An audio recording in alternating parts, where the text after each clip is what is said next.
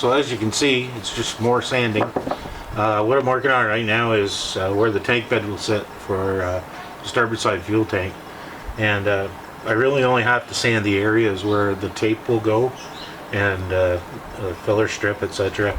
So I'm just dressing that up now. I've got the starboard side gray water tank ready to be glassed in as well, or taped in on the sides before I put the top on it. I'll get this one done today, sanded up, fitted. You just saw me cutting out the limber holes, which is something that I forgot to do on the port side water tank bed, and I tried to use a hole saw, just made a mess of it, so now I have to repair that. But that's typically the way this goes. 1 or 2 steps forward, 2 or 3 back. It goes back and forth. Hopefully this is the last tank bed that I have to do, so I won't have to remember that anymore. But I guess you kind of have to develop a mental checklist that you go through when you do all this stuff. And the problem with this project is it's so many months between actually getting the chance, the opportunity to work on the boat, that you don't have that mental checklist set up. It's okay when I've got my epoxy mixing and taping formulas down pat after having done all this, so that's not a problem.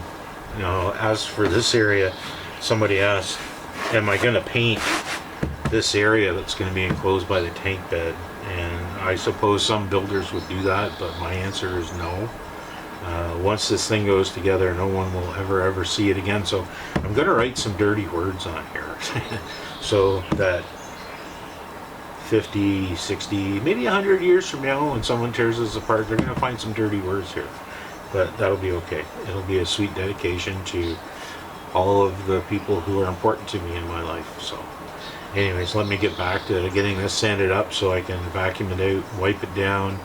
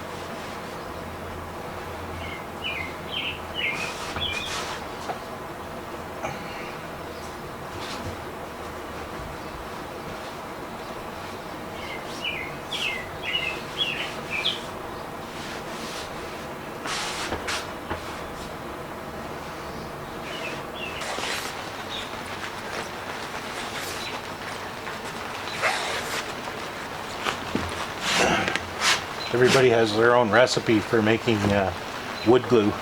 Mine's pretty simple. It's about 5 parts wood flour to, or sorry, 5 scoops of wood flour to 1 scoop of colloidal silica. And it's really easy to make using the sticky stuff dispenser. You don't have to worry about measuring your epoxy. You just continue to add it until you get to the consistency you want. And if you need a little thicker, you can always go back and add a little more wood flour to the mix. So I'm just going to go do that, and I'll put it in a baggie, and then we're going to make some fillets.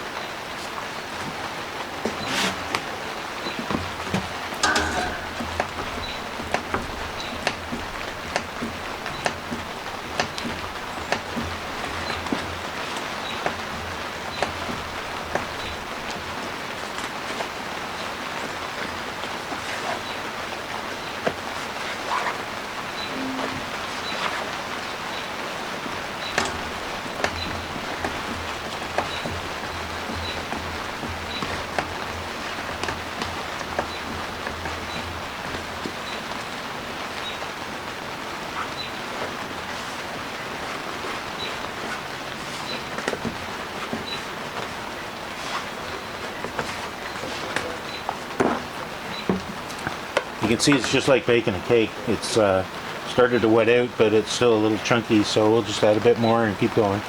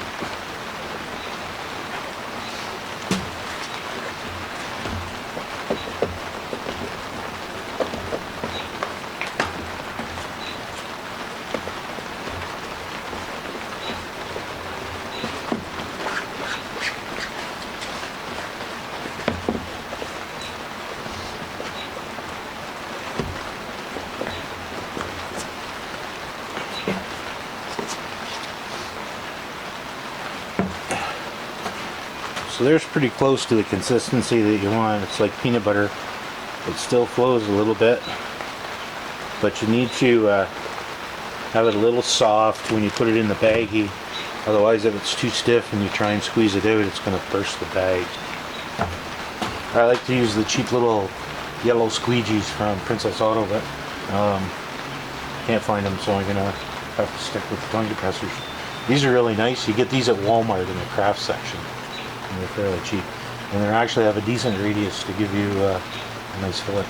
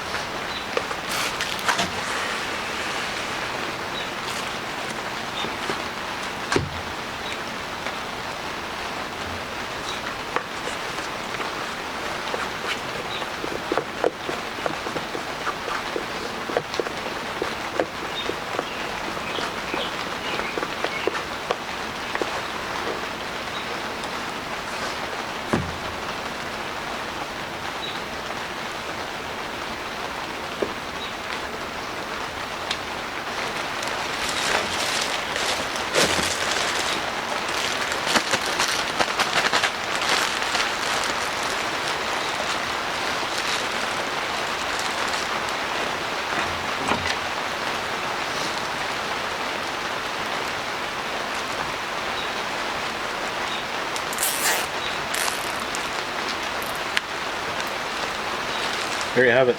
That's a pretty big batch. That's probably 2 pounds of glue, and you notice I fastened the bag with a zip tie.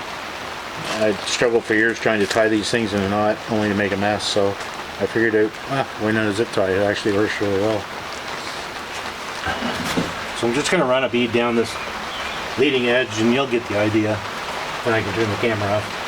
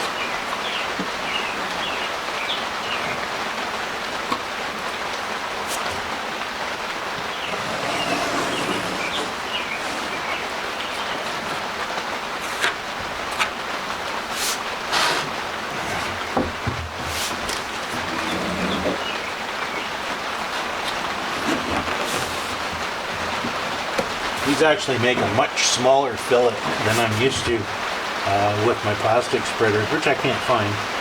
So I think it's going to be alright. I think instead of working wet on wet this time, I'm going to let these set, and I'll come in tomorrow and give them light sand, and then we'll tape them. It's raining right now. It's really damp, so